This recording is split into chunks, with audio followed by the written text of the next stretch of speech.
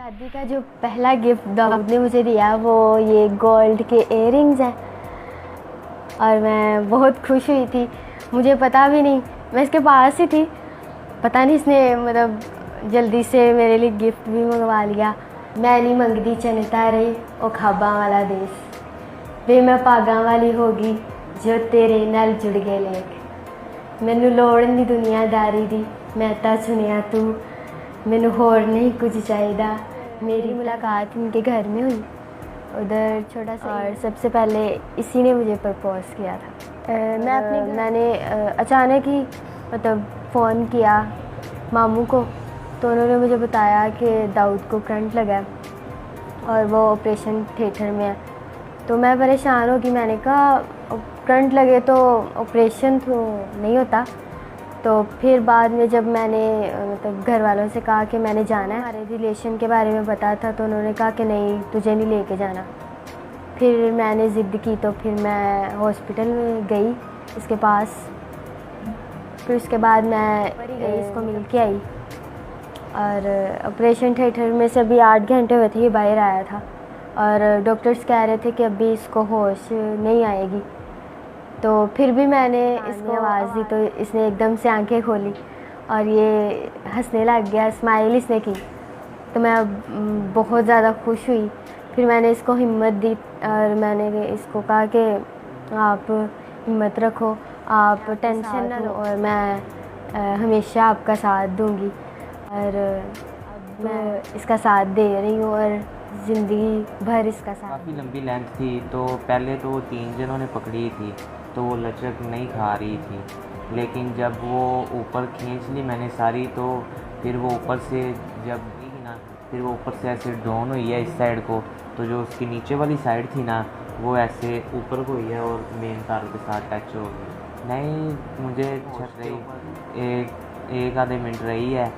जब मेरे भाई ऊपर है थे, छोटा मेरा भाई ऊपर था, तो मेरे भाई ने ना, जो छोटा है काफ़ी छोटा है तकरीबन, हाँ जी 5-6 साल का है, 7 साल का, तो उसने मुझे आवाज़ लगाई कि दाऊद भाई इसको छोड़ दो। तो मैंने उसको कहा कि आप चले जाओ यहाँ से नीचे। कहता नहीं मैं आता हूँ, मैं छुड़वाता हूँ। मैंने उसे कहा नहीं भाग के जाओ नीचे जाके ना पापा वगैरह को, हालांकि मुझे पता था पापा वगैरह को तो पता चल गया था, वो नीचे से देख रहे थे कि जब मेरे साथ ये वाक़या हुआ है, उनको पता नज़र आ गया कि ये जो लोहे का है ये राड सा ये मेन तारों के साथ टच हो गया है। भाग के ऊपर आ रहे थे, बस मैंने अपने भाई को नीचे भेजना चाहता था कि वो चला जाए नीचे। सबसे पहले तो चल के खुदा के घर में जाना चाहूँगा क्योंकि जिसने मुझे ये ज़िंदगी दी है, और उसके बाद घर वाले मान जाएं तो हम दोनों अपने घर वालों के साथ जाएं कहीं घूमने या कहीं भी, इसके भी घर वाले वगैरह। तो यही चाहता हूँ कि वो मान जाएं, हम इकट्ठे जाएं। नहीं, कभी भी नहीं, बल्कि मैं खुद दुबाती रहती हूँ तो मुझे यही बस भी कर दे। तो बाकी कभी नहीं इसने मुझे गुस्से से भी कहा, प्यार से कहते शर्माते हैं अभी भी मेरे से कि शायद मैं इसको कहूँगा तो शायद इसको बुरा ना लग जाए, पर मैं इसको कहती हूँ कि तुम ना मुझे काम कहा करो क्योंकि मैं तुम्हारे लिए ही आई हूँ और इसी तरह मैं तुम्हारी खिदमत करूँगी। फ़ैसला मैंने ये जब ठीक थे तब भी मतलब मैंने इसके साथ वादा किया था कि मैं इसके साथ रहूँगी और हमेशा रहूँगी। तो फिर मैंने सोचा कि अगर अब इसको मेरी ज़रूरत है तो मैं कैसे इसको छोड़ सकती हूँ। मैंने मतलब फ़ैसला लिया कि मैं अब भी इसके साथ रहूँगी और चाहे जिस भी हालत में है मैं इसका साथ इसी तरह ही देती रहूँगी। शादी का जो पहला गिफ्ट दाऊद ने मुझे दिया वो ये गोल्ड के इयररिंग्स हैं और मैं बहुत खुश नहीं थी, मैं इसके पास ही थी, पता नहीं इसने मतलब जल्दी से मेरे लिए गिफ्ट भी मंगवा लिया और मैं बहुत ज़्यादा खुश हुई इस गिफ्ट से।